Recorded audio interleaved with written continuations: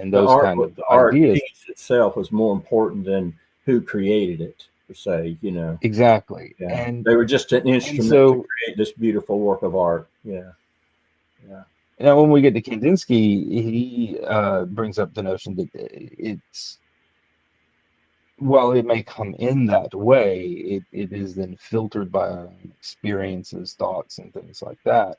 And then it's manifest. One of the things I always enjoy telling students was, you know, when we talk about art and where does it come from, um, the beauty of art is that we get to do something that's honestly is truly magical. We get to Hmm.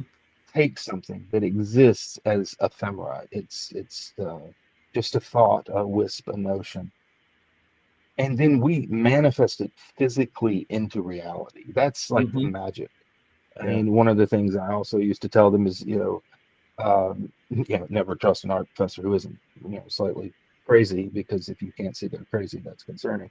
And part of the reason I always say that is because, and why I guess that trope exists, that the artists can be a little out there or off or different. Hmm. When you touch the fire of creation, you're burned forever. Yeah. It leaves its mark, and so we see the world a little differently. That's right. And That's right. when you start seeing, when you start opening your eyes and truly seeing things, it can be kind of a shock initially, Yeah. Yeah. at just how much we don't notice on a Right. day-to-day basis. Right. You know, But that's I was thinking when you that mentioned feeds the that. work. Yeah, when you mentioned that, I was thinking about Van Gogh. To me, he just saw things different. You know, colors different. You know, it's just you can see it in his artwork. I mean, you compare that to a Monet or something. I mean, it's just so different. But I just think in his mind, he just saw things in colors and shapes so different from anybody else.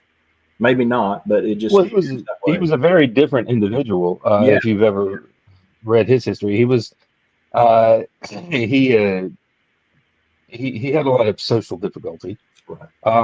which many artists I think can understand. But he and he only really, most of his paintings were largely in the last 10 years of his life. Hmm. And but